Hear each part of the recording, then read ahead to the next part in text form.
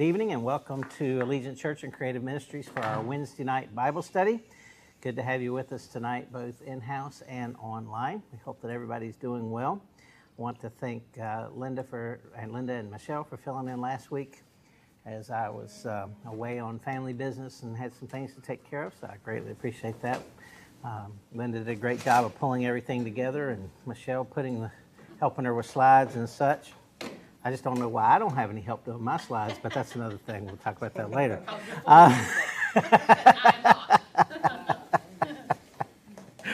All right.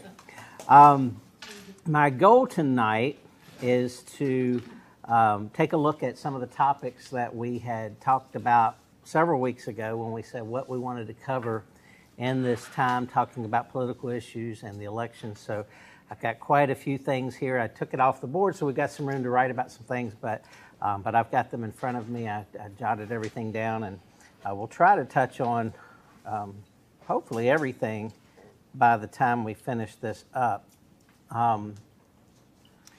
We are taking a break on Sundays right now. We've been working on deception in the church. We are going to go back to that, and this is a deception that shows up in the church, but also in our culture. And Deborah started that. Thank you, Deborah, for last week for filling in and doing spiritual warfare. This week I'm going to get a little bit more into some of the strategic areas, tactical areas of witchcraft and so forth as we head into our fall occult holiday called Halloween, and talk a little bit about that. We had an interesting question come from a young person that I'm planning to address on Sunday. And that is, why can you watch Star Wars but not Harry Potter? So if you're curious about that, then tune in Sunday and we'll take a look at some thoughts on that. See if we can try to answer that question. It's a good question. All right. So before we get too much into this, we've had a couple of exciting weeks on the campaign trail. Right? Everybody's been excited about what's happening? No? Okay. How many people are looking forward to this election being over? How many of you are worried about what happens when it's over? Okay. There have been a couple of things that have happened. I'll start with Donald Trump and his unchristian-like language about Kamala Harris. Obviously, that's something that we do not support and do not commend in any way, shape, or form. A couple of other things have happened, and this does affect Kamala Harris because she is currently in the White House, although I guess ultimate responsibility comes down to Joe Biden.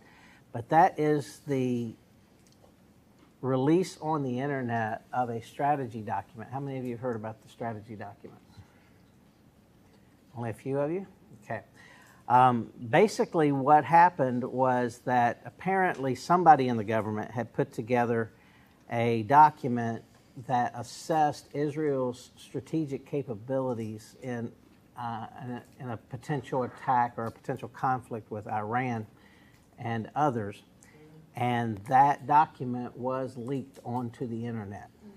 I didn't know what's coming, but I remember. So basically, it gave Israel's enemies a very high-level Pentagon assessment of what their strategic capabilities are and what their defenses would be like, and so forth and so on. This might be one of the most egregious things I can think of ever happening in our history, as far as our allies are concerned. That's an act of war. It's absolutely an act of war to take an ally and to present to the world what their vulnerabilities are and what their capabilities are. Am I overreacting? No. Okay. We do not know at this point how it got out there. There was some questions as to whether it had been hacked. I've understood from some sources, and again, when you're this early into an investigation, it's hard to be sure. I have heard that they're sure now that it was a leak, not a hack. How sure they are of that, I don't know. It still could be a hack, but it's interesting that seems to be the only document right now that popped out there. If it was a hack, You see, normally with a hack, you get releases of batches of documents. So if you go back to WikiLeaks, or you take a look at some of Assange stuff early on, and Snowden when he did what he did with the NSA, they normally release these things in kind of waves. And as far as I know, this assessment was basically the only thing that has been, and it wasn't even released like, hey, look at what we found. It was hidden on some backroom websites, from the way I understand it. Not necessarily dark web, but certainly places that that the enemy would look at, but that you and I probably aren't going to go shopping around. So, at any rate, any thoughts on that? Well, I think this current administration is not very pro-Israel to start with. No, for people who talk about Israel being their friend, did anybody catch what Kamala said a few weeks ago when they asked her about her relationship with Benjamin Netanyahu? She redirected the question and said that American people are friends with the Israeli people. They have on several occasions done things, I won't go into it tonight because we've got too much to cover, but have under multiple times have tried to do away with Benjamin Netanyahu. In case you don't remember, as politically, I'm not saying they tried to assassinate him, but politically they have. Excuse me, sorry about that, Mike. If you remember back in the Obama administration, some of his campaign workers actually went to Israel to help Benjamin Netanyahu's opponents against Benjamin Netanyahu. So they don't like Benjamin Netanyahu. And of course, right now, I don't know, did you guys see where they did try to kill Benjamin Netanyahu, that they struck his house? Yes. But his wife and he were actually out. Okay. But on the other hand, Israel is almost single-handedly cleaning up the Middle East right now. It's absolutely amazing what they've accomplished in the time they have. I think they finally gave up on waiting on the United States' help, although the United States has helped under certain circumstances. When Iran was firing missiles at them, some of our warships did help to defend from those missiles. But overall, America has not been a very good friend to Israel in all of this, and have treated Israel as if they are the aggressors, including a talk at the University of Wisconsin in Milwaukee recently, when Harris was interrupted by a student protest who was yelling about genocide in Gaza, that the Israeli people were conducting genocide in Gaza. And in response to that, she said, listen, what he's talking about, it's real. That's not the subject that I came to discuss today, but it's real, and I respect his voice, which is very similar to the very comments that Biden gave at the Democratic National Convention to the protesters that were yelling about genocide there. Again, I want to remind you that even if Israel was to kill everybody in Gaza, which is not their goal, it is not their goal to kill everybody in Gaza. Why am I saying that multiple times? So somebody doesn't clip just part of that and say it, okay? But even if they were to do that, which they're not planning on doing, it still would not be genocide because they are Arabs, and Arabs are all throughout the Middle East. In order to have genocide, you have to try to kill all of a group of people. And that's exactly what they are trying to do to Jews. So the genocide is on the wrong foot here. Absolutely on the wrong foot. Israel has gone out of their way. As a matter of fact, they found missiles and money and all kinds of stuff in Lebanon right underneath a hospital again. And Israel chose not to attack that hospital because it was a hospital. They did, however, make an appeal to the Lebanese government to please not let Hezbollah, sorry, I had to think what the name was for a minute, to not let Hezbollah use that money to fund terrorism and war. So those are some things that are going on. Any thoughts? Okay, next on the list, let's talk about the big picture. And this is something that I wanted to make sure we get out before too many people vote it, and something that you can use when you're talking to people. That is that I have an old friend that she said that, her family's always voted Republican, blah, blah, blah, blah, blah, so forth and so on. But this time she was voting for Kamala Harris because she just seems so much nicer than Donald Trump. Well, that shows right there that this idea, I vote for the person. No, you don't. You may think you're voting for a person, but you're not voting for a person. You're voting for a philosophy. You're voting for a worldview. You're voting for a paideia that will affect everything. We see this when very few people, I think, historically, they might now because it's great. How many of you know that 50 years after the fact, you can really have a hero, but during the time of their life, you might not have appreciated them so much? Who are some of those examples? Okay, Abraham Lincoln is an example of that. Abraham Lincoln was very hated. They tried to kill him on multiple occasions before they actually got it done. Okay, another one that people absolutely hated was Winston Churchill.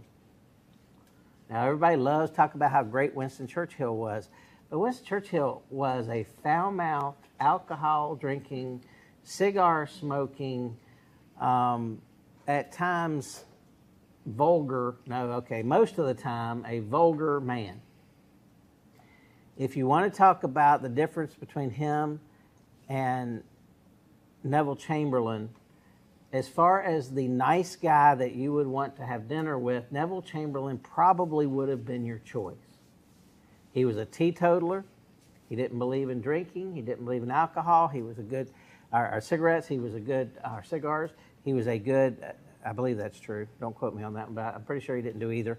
He was a good Presbyterian. He's somebody that church people might think, wow, this is a great person to support.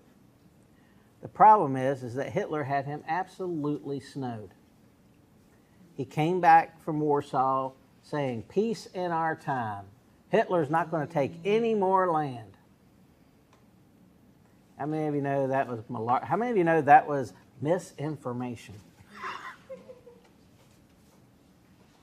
And Winston Churchill, had it not been for Winston Churchill, there are real questions historians have as to whether or not Hitler would have been defeated. And there is a really good chance that Hitler would not have been defeated. People say, well, the United States entered the war and that made the difference. True, but it was Winston Churchill who kept pulling the United States and trying to get them into war. The other guys, many of the people in Europe were appeasers. They might have just let Hitler do what he wanted to do. So you don't vote for the person, you vote for their worldview.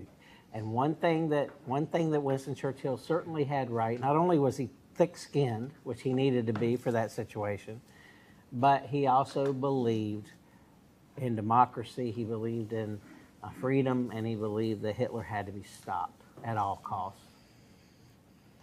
And that made a difference.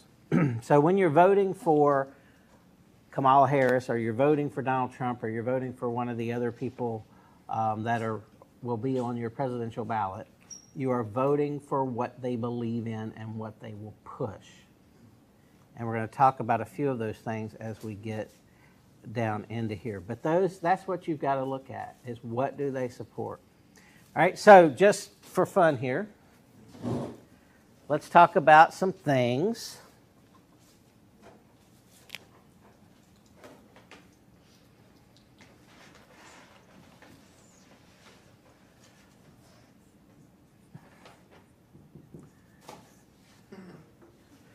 What is the worldview? So what is Trump's view of Christians?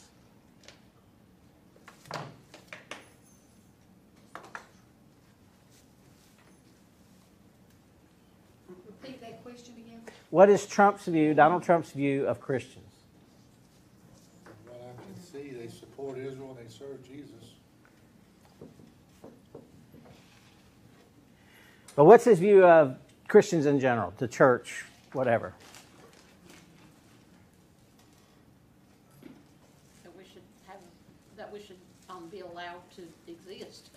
Okay? He has even said that Christians will have the freest, best expression, the freest, absolute freest, what he said, of ever. Now that may, he's always hyperbolic, so maybe that's going a little far. But the point is that in the last administration, he was surrounded by Christians. He supported Christians, some Christians that I don't necessarily support, he supported, but nevertheless, he has been very pro-Christian, right? Okay, and he is Presbyterian, by the way, in case you're wondering. Although he has been connected in the past with the Baptist Jeffries and the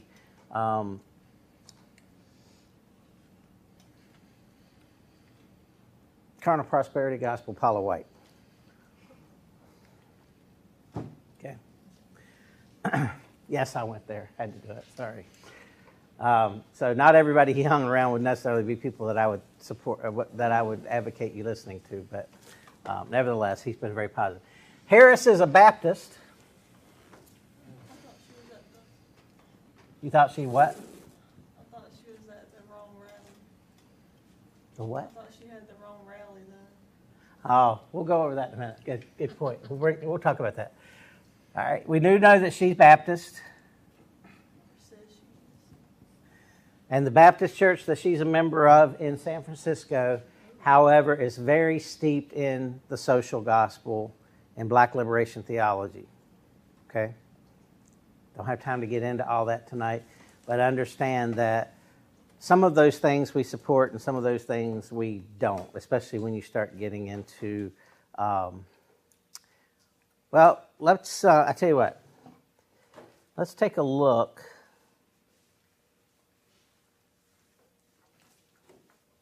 at Acts chapter 4.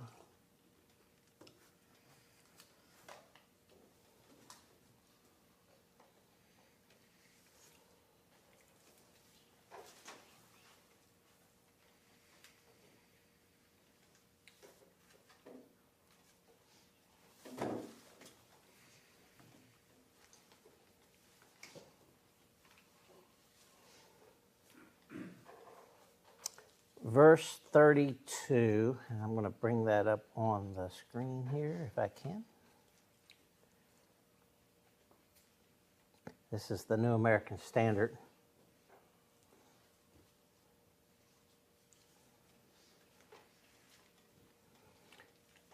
All right.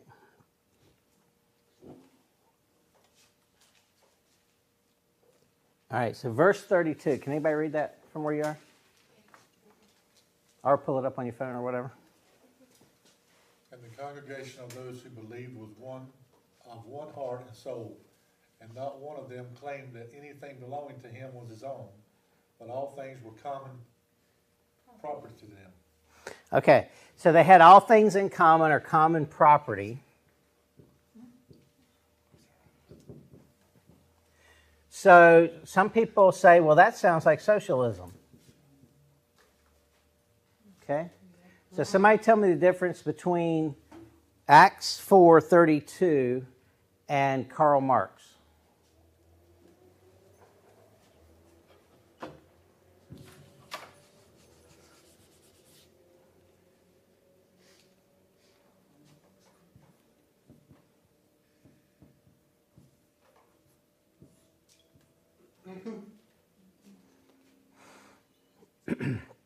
Anybody?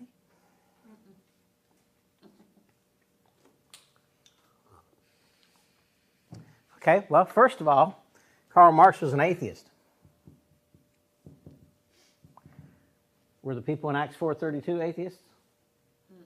No. It says, and the congregation of those who believed were of one heart and soul. So it mentions unity here, and unity is based on what? Belief in who? God. In God, in Jesus Christ specifically, right? Okay, so the unity was founded in Jesus Christ. What is the unity of Karl Marx socialism? People. What? Community, okay. All community?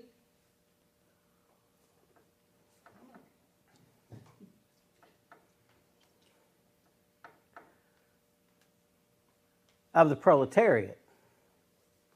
Because they didn't like the bourgeoisie so much, did they? They didn't like the rich. The rich were the problem. The rich were the oppressors. The proletariat were the oppressed. So Karl Marx socialism was based on the haves and the have-nots. The haves were the people who ran the factories. The have-nots were the people who worked the factories, according to Karl Marx. And what needed to happen was a social revolution that would rise up and the workers would take over. And that's basically the same thing that had kind of happened in France some years before, right? But it didn't quite have the philosophical underpinnings or the economic underpinnings that Karl Marx added to it. But it was very much the same kind of philosophy being brought into its maturity. Okay? And how would the socialism under Karl Marx be enforced? Or how would it be carried out? Through what means?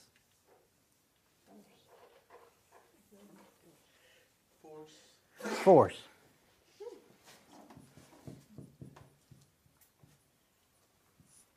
So as Mao Zedong said,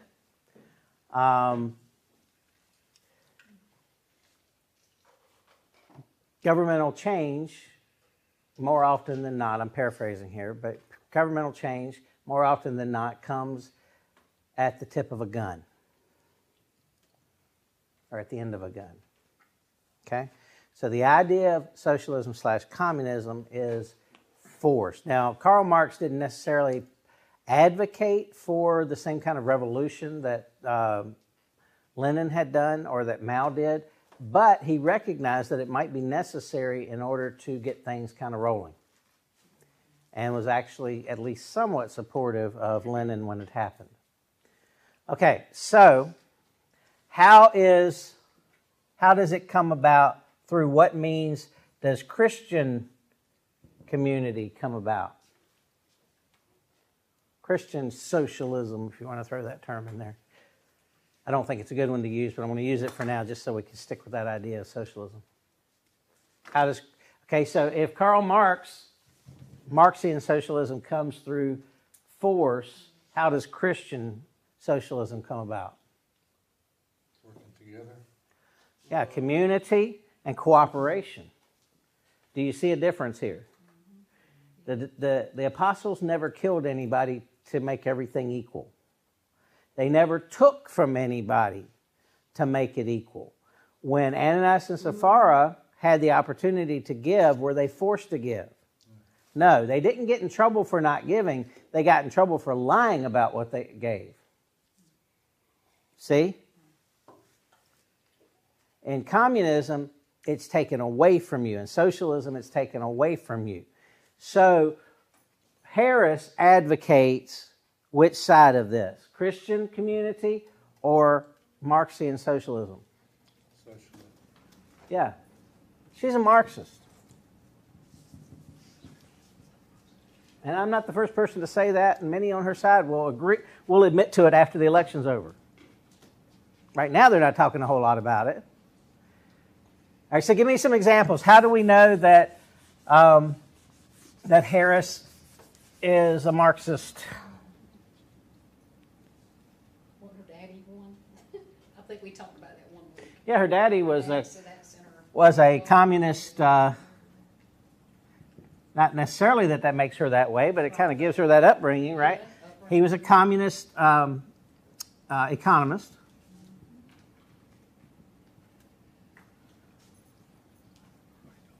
Dear old dad. All right. What else? Isn't her running mate very socialist? Yeah. She selected a running mate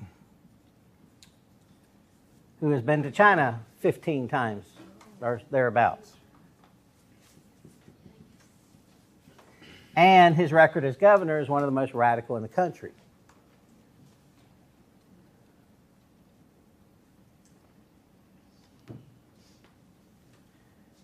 How does she feel about the rich?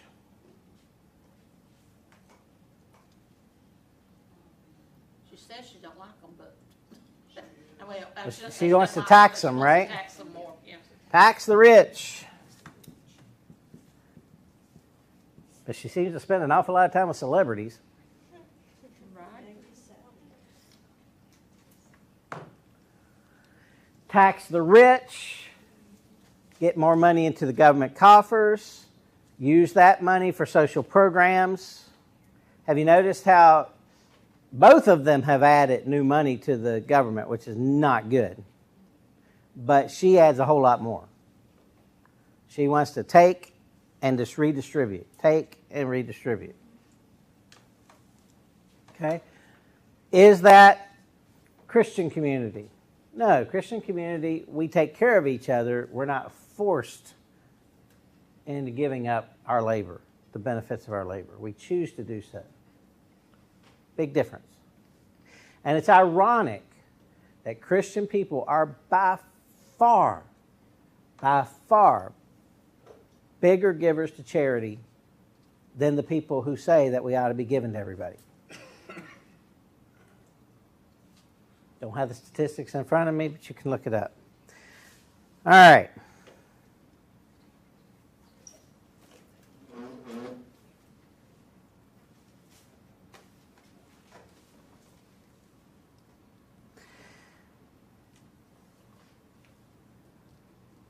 All right, so what about this thing about, well, let's see. All right, and we were going to go over a few of these things, right? So he's pro-Christian, and then Cassidy says that she was mean to some Christians at her rally. Is that true?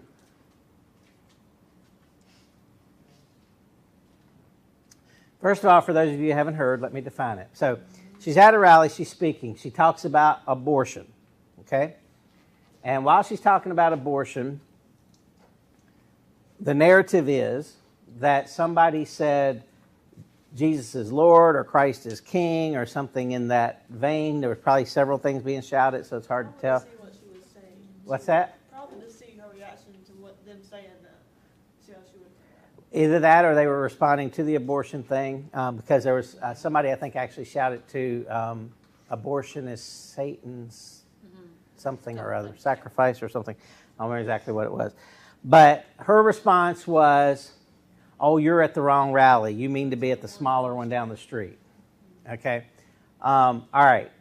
So people disagree on what she was commenting to. So we've got to be careful, as I've always said. We don't want to become a part of the misinformation universe. So did she say that to them? Well, it's being played out as if she did, but I don't really know for sure. But it is made more complicated by the fact that she has not addressed it and she has not stated why she made the comment she made. So that leaves everything up in the air.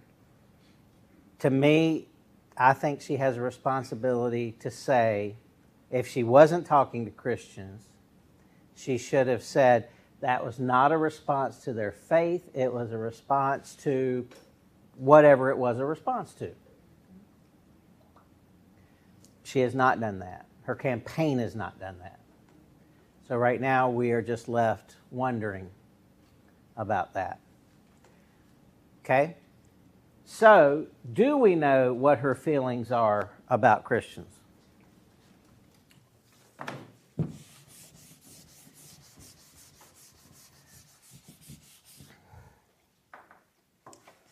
think she sees us as a threat.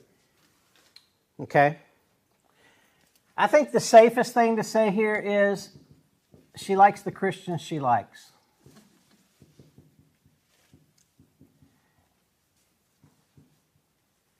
And who are the ones she likes?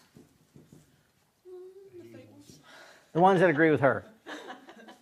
Right? Can you really agree with her and still be a Christian? Well, no, that's a philosophical question that we're not going to answer tonight. But it is a good question. Why don't we ask God? All right. So she has made several statements about white Christian nationalism and so forth and so on and all of that. And that gets into some of the discerning truth and stuff I'll get into in a minute, but hopefully get into tonight. Okay, all right. Do you guys feel that God has a position on abortion? What'd you say? Does anybody feel that God has a position on abortion? Yeah. Okay, like what? He hates the shedding of innocent blood. Hates the shedding of innocent blood. It's one of the 7 detestable sins, right? Okay, what else? No murder. Why?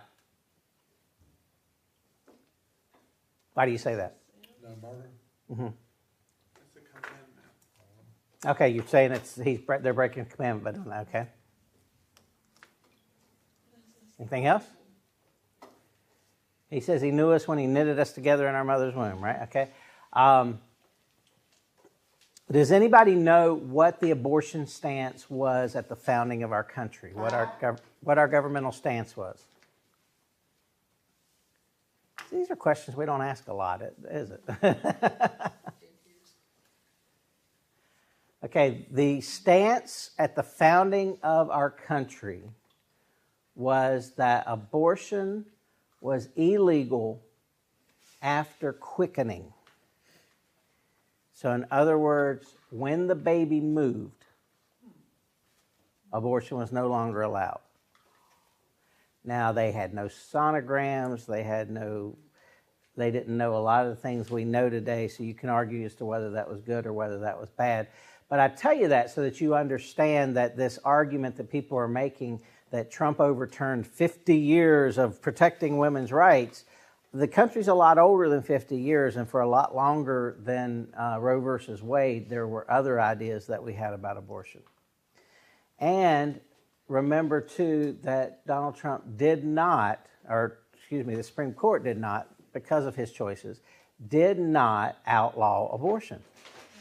Let me say it again. The Supreme Court did not outlaw abortion. Let me just say it one more time to make sure everybody's very clear here. The Supreme Court did not outlaw abortion. And one argument that you can make to somebody who tries to tell you they did is there were more abortions after Roe versus Wade was overturned than there was before. We have actually seen more abortions in this country since Roe versus Wade has been overturned. And the idea that people cannot get health care if they're pregnant is an absolute flat-out lie. Kamala Harris said it during the presidential debate, and I'm sorry, but it was a bold-faced lie. And I don't have time right now. I've got it in my notes if you guys want me to go over it next week. But both of the cases that were mentioned by her and by Tim Walz in the vice presidential debate are very, very fictionalized. Did a woman die? Yes, she did. For the reasons that they said? Absolutely not. So they are turning this into an issue that is not an issue. All right. All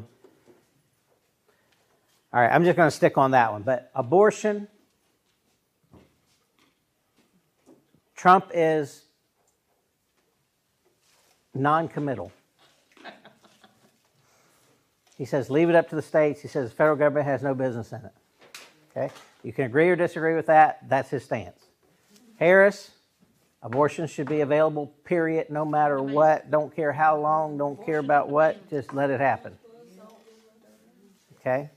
Now, she won't always answer that question when she's asked, but her past clearly shows that.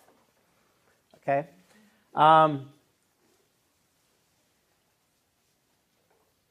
All right, and we could get into a lot more here, but we don't have time tonight, so I'm going to move on. All right, so another point that we had that people wanted to talk about is discerning truth. Now, I've been spending a lot of time on that in a lot of different ways, but I did want to bring up a few things tonight about discerning truth. Okay, so has anybody heard about the Tim Walz student scandal? You haven't heard about that one? Oh, wow, okay. Okay, so somebody posted on X that they were a former student of Tim Waltz. And that while they were a student of Tim Waltz, they went to China with him. They also went to a concert with him. There were some other things going on that were really kind of freaky and weird. Talk about, he tried to turn Vance into weird. He's weird. I'm sorry. He's just weird. Okay? Maybe you like that, but he's weird. When he and his wife got married in China on the anniversary of Tiananmen Square, which was where students were suppressed by a communist regime. They wanted to remember that for some reason. They spent the next 2 weeks there with students, and both of them stayed in separate locations while they were. That's kind of weird for your honeymoon, but okay, hey, that's what gets them going, so great for them. All right, so a couple weird things. But anyway, this guy comes out and he says, I'm this student, blah, blah, blah. He goes through all this stuff. He does this video and basically says that he was molested by, or sexually abused, or whatever the term was, by Tim Waltz. Okay. How many of you believe that? Y'all are learning. Good. Thank you. You told us better than that. You told us the right things. Yeah. So- Okay. This is the same thing that I went through with Mark Robinson. Yes. There is absolutely not enough evidence, not enough witnesses, not enough information. We are not, as Christians, allowed to go there. Okay? So very good. Now, there's a problem, though, and let's just be real about it. For those of us who don't like Tim Waltz, and I'm going to confess immediately that I am one of them, I don't like the fact that he took away parental consent. I don't like the fact that he promoted transgender treatments for minors. I don't like the fact that he stood back, warned his daughter about where the National Guard would be so the Black Lives Matter and Antifa protesters wouldn't get caught. And that his wife opened up the window and said, I wanted to smell the revolution, or whatever her term was, something along those lines. I don't like any of that. I really don't. And so, you know what? When something like that comes out, I'm just going to tell you, my base nature, my human nature wants to believe it. Right. We do. But I'm not given that freedom by the Word of God. Otherwise, I become a false witness, or I come into agreement with false witnesses. Okay, or at least the appearance of false witness. I don't know. Now, I did hear today that they now believe that it was a coordinated effort by probably Russia. Now, is that true? I don't know, because they lied about Russia last time, so I don't know about this time. But that this was something that was done for whatever reason. I don't know why. But apparently, while the guy's story checked out, the face of the guy on the video was not the guy who he pretended to be. That's what I've heard so far. True, false, I don't have enough evidence for that either.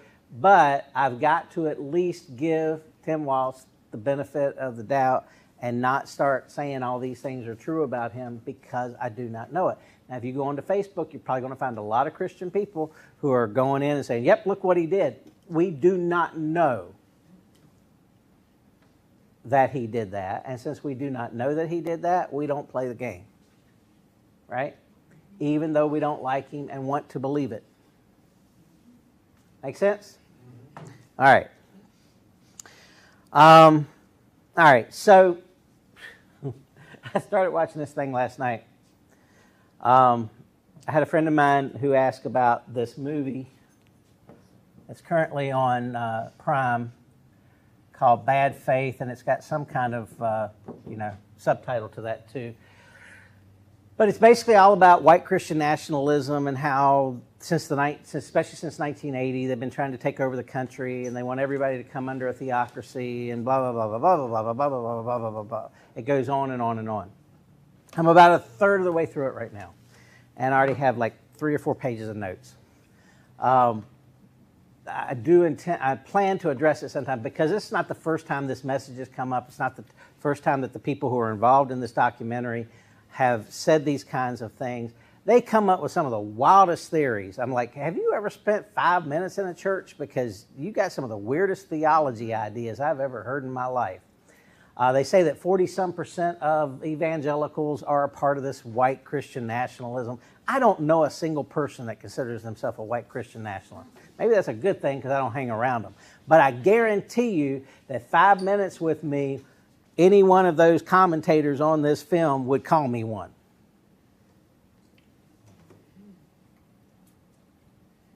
Because what they do is they build a straw man and then they attack it.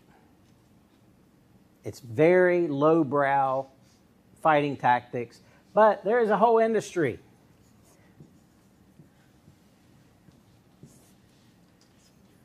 Award-winning journalist Cheryl Atkinson, who used to do, was that 2020, I believe she used to do, or 60 Minutes?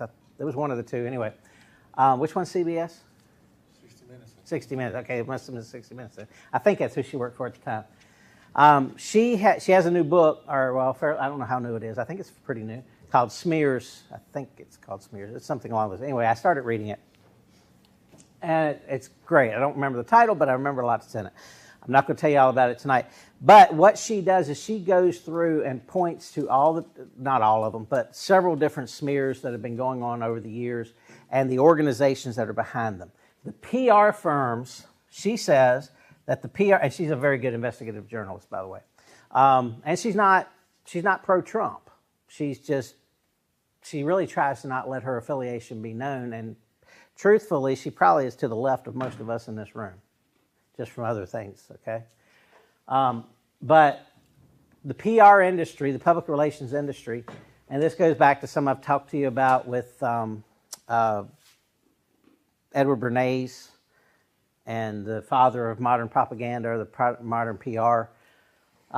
One day we're going to look at that more closely, but right now just know that one firm that's involved in this kind of attacks and marketing, that's not the only thing they do, but that's a big portion of their business. They have 6,000 employees, and their income in 2016 was almost $1 billion. There is big money in smearing people. Big, big money. Now, one of those, it happens on both the right and the left, and maybe this is just my opinion, but I believe that the left is better at it. Okay, and they have the network to do it better. If I were to say, name the major television networks that are conservative, who would you name? Fox? Okay, who else? I don't know anybody else. There are some that are coming up, right, like Newsmax and Yes, or something. a few, but really as far as that plays with the big boys, really Fox is it, right? If you look at CNN size, CBS, NBC, Fox is about it on the conservative side, right? Mm-hmm. Right now. That may change, but right now. Radio's a little different. I'm not going to get into all that because we don't have time. But if I were to say who are the major networks on the left, who would you say? CNN, CBS, CNN, CBS, ABC, NBC. NBC, PBS. MSNBC, PBS, Yep. right? And these aren't just our opinions in this room. I can take you to a website that will actually have them listed as to how far right or how far left they are. And this is by people who try to be in the middle. All right? How many of you have ever heard of a firm called Media Matters? I have.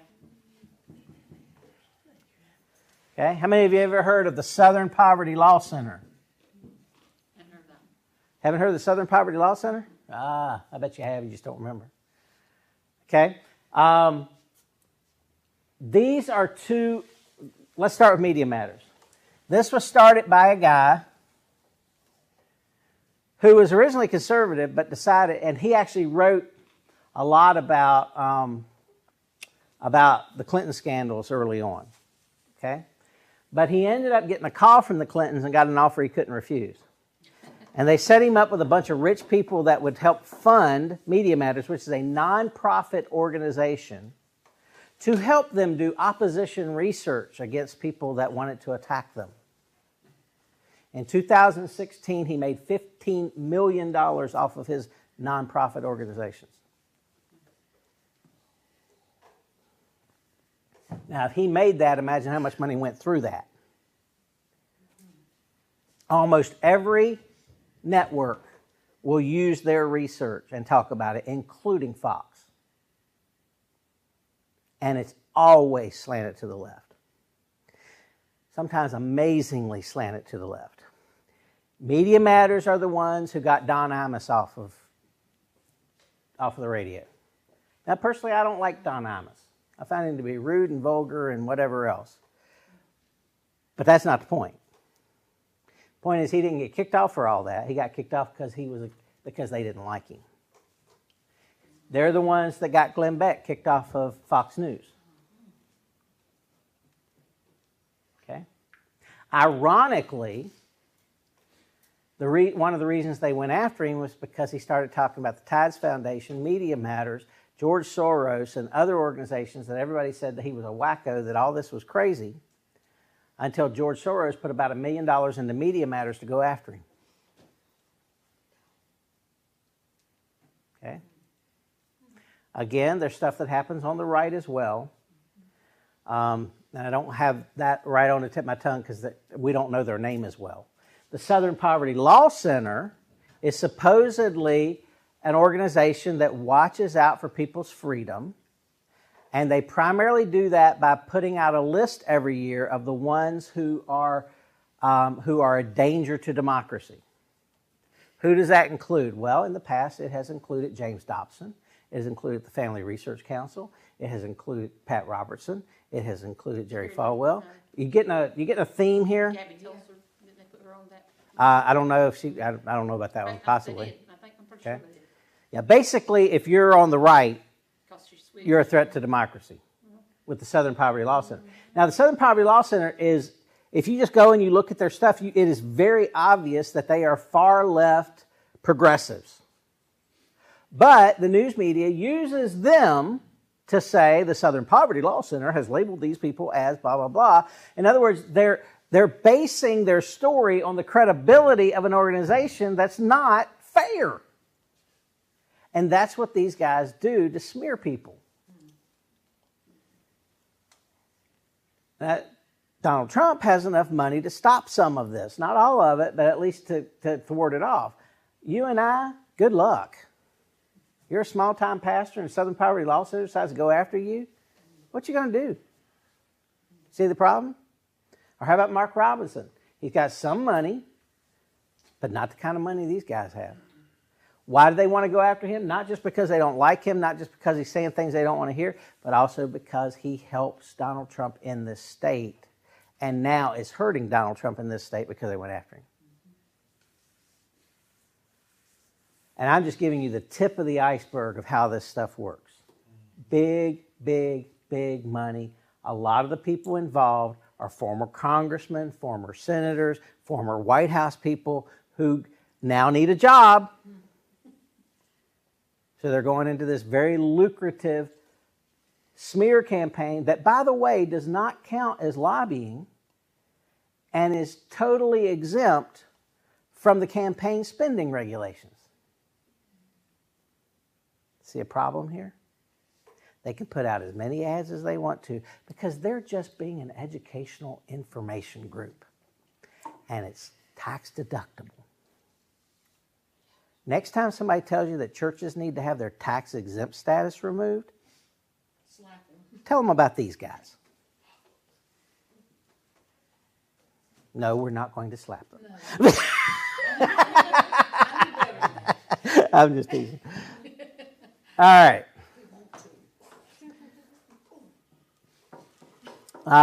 Okay. One of the right-leaning ones is the Council on National Policy, which has been a part of several different organizations that have come about.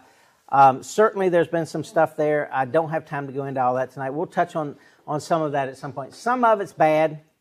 Some of it is being labeled as bad, although it's just normal stuff. Like, for example, one of the things in this documentary was, why do Christians think they have a right to tell everybody else how the country should be run. What makes you think you have the right to tell the rest of the country? That's the other side of the question, right?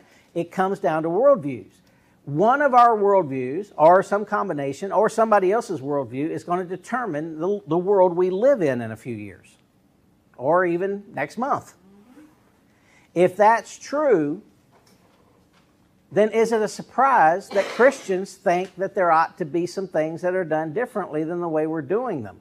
Or that we need to hold on to certain protections in the same way that atheists believe that, in the same way that Buddhists believe that, in the same way that Muslims, watch out, Muslims believe that. Muslims are promoting Sharia law, but you don't see these big documentaries against Muslims. So why are they going after Christians? Because it's their biggest threat. If a quarter of the Christians who don't vote would get out and vote God's way, it would change the next election. Yes. It would absolutely do it. So why shouldn't half of the country have a voice in how this country is run? We need to get, can I use a Jewish term here? We need to get some chutzpah and quit apologizing for what we believe and who we are, and start standing up for the things that God stands for, but not use their tactics. Right? Okay. All right. Banking and monetary system was one that people wanted to touch on. We could spend probably a month and more just talking about banking, economics in the United States, et cetera, et cetera, et cetera. Okay. So one of the things in this particular thing that's happening right now, this particular debate, is just blowing my mind. It's like, wait a minute. For one, okay, let me just say it straight out. For one, I cannot get Christians who are seeing the things that Kamala is doing against the faith and attacking the faith, who still think it's a great idea to vote for her.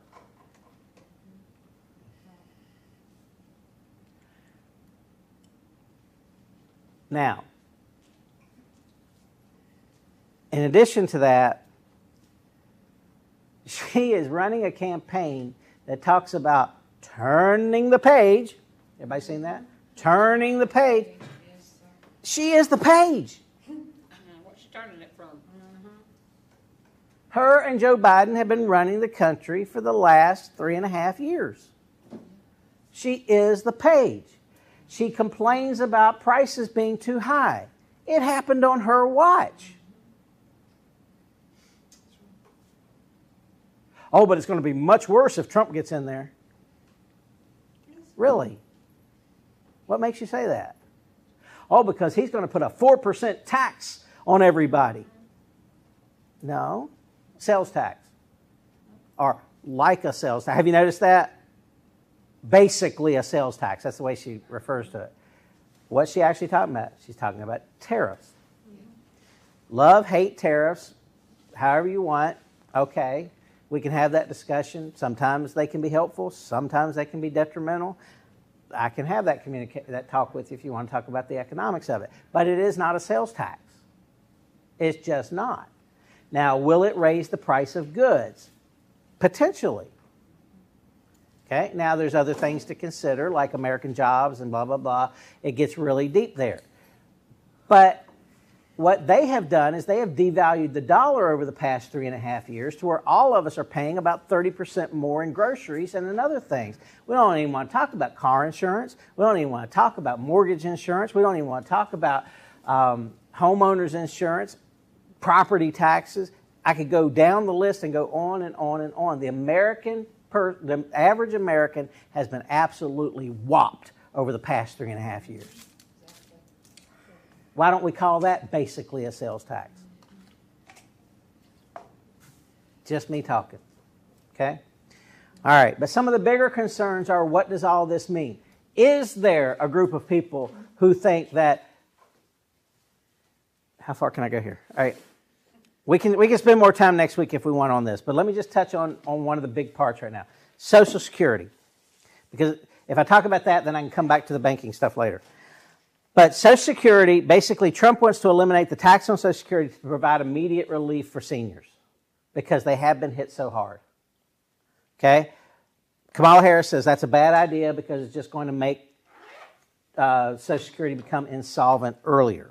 In case you're wondering, Social Security is projected to become insolvent in 2034.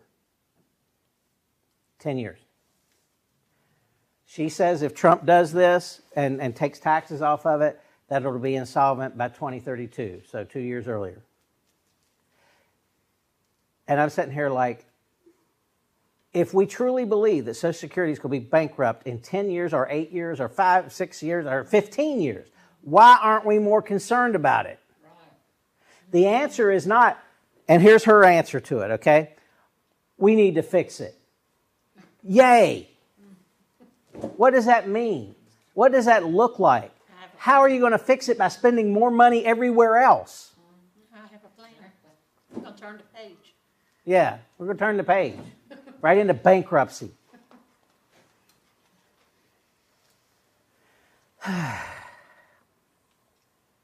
So, America is hurting when it comes to economics.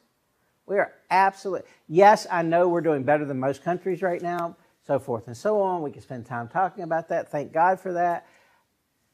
Can we? I don't even know if we can turn the page, honestly. I really don't, regardless of who gets in. But one thing I know for sure is spending more money on more stuff like transgender surgeries for prisoners, which is supported by Kamala Harris, is not going to help us save the country. No. So there is a group of people, surprisingly, big business people and bankers, who think that we need a whole new economic system. As a matter of fact, let's have a one world currency. Oh, cool. Wouldn't that be great? Then we can just kind of turn the page on our debt. We can wipe the slate clean. How many of you know, first of all, that yes, you do get a fresh start after bankruptcy, but it's not as easy as it sounds. We're talking about the insolvency of the United States. And then, who wins in that scenario? The bankers, the politicians, the big businessmen. Why do they want a world currency? Because they'll be controlling it. It's the world's version of the golden rule. He who has the gold makes the rules. We can go back to the French Revolution. Baron Rothschild, when blood's flowing through the streets, buy real estate.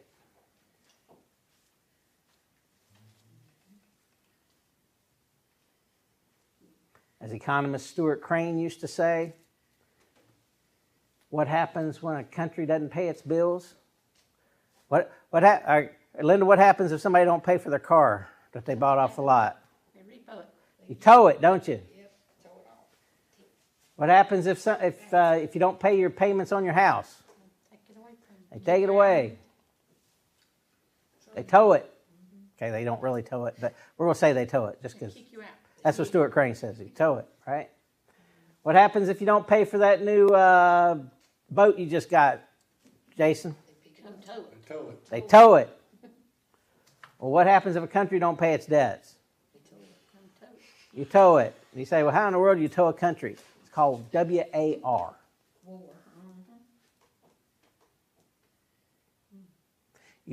And that can be economic war, that can be now digital war, that can be physical war. But a lot of the wars that take place happen because people want money. And they want control. And those are the things that we don't ever want to talk about because they're so frustrating and so deep. But we cannot forget, all the way back to the Tower of Babel and Nimrod, it was all about the ability to control. It was all about power. It was all about me having what I want. Which really goes all the way back to Satan in heaven, don't it? He wanted to control the angels. He wanted to control the earth. So, as a teaser for next time, One of the things that comes into play with this is the view of the candidates on cryptocurrency,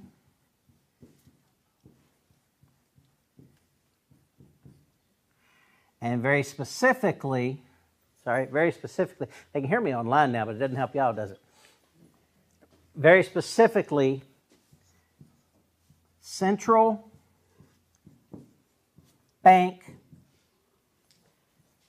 digital currency. CBDC.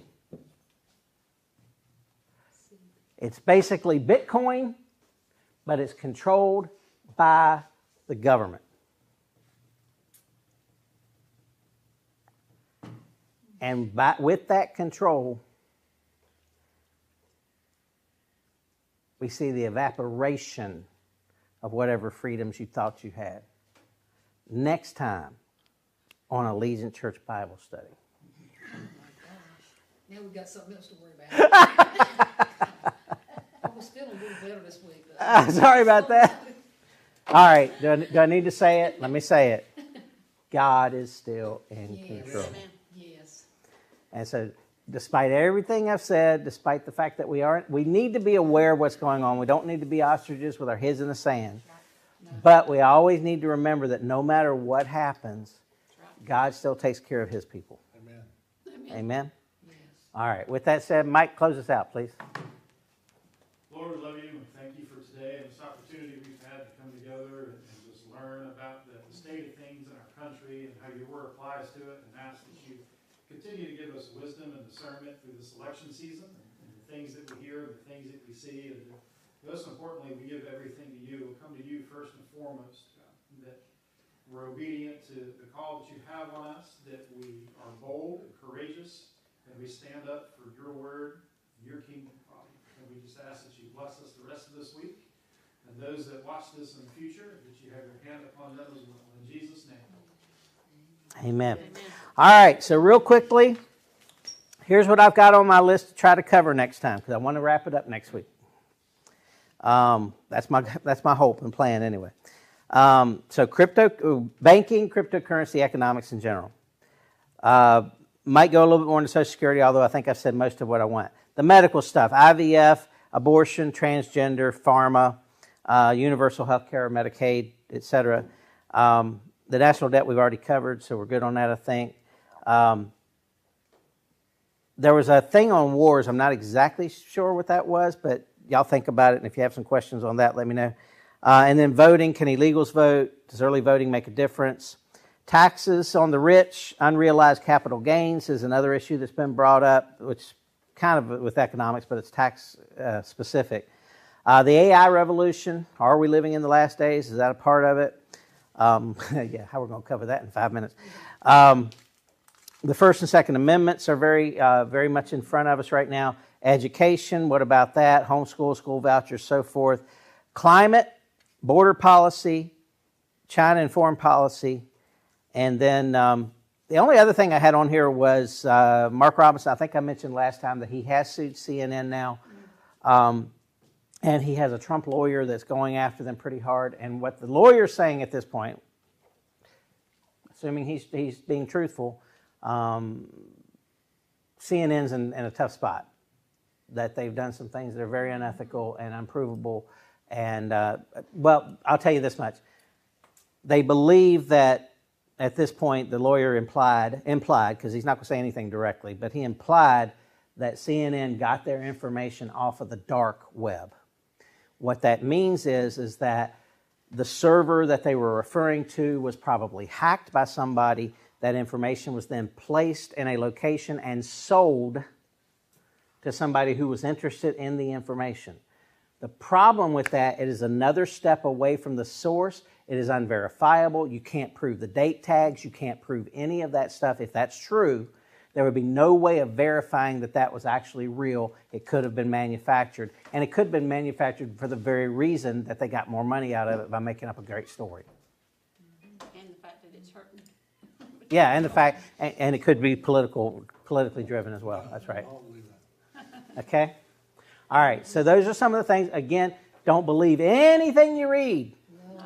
Go double check yourself. One of the things Cheryl Atkinson mentioned in her book, Smear, is that another thing that these PR firms do is they hire people to write op-eds. So you can't even trust the op-eds you read because they are basically paid to write opposition pieces against people they want to destroy or people they want to hurt. So don't trust any of these guys. Do your own research. Go find it. Don't trust AI. Don't trust AI. AI has lied to me plenty of times, and I can show you where. The problem is they only believe that the liberal sources are reliable, so that's the only sources they use in order to give you the answer. Did the machine technically lie? No, it told you as best it understood, but it didn't use a fair balance of the data that's out there. Right. See the problem? All right. Here's what I want you to do this week is think about these things that I just mentioned, or if there's something else that's burning you and you don't know, and drop me an email or whatever and let me know. Say, hey, I want to make sure we cover this, or I'd really like to cover this before we stop this thing. All right. And then we might just, read Psalms or something for a while.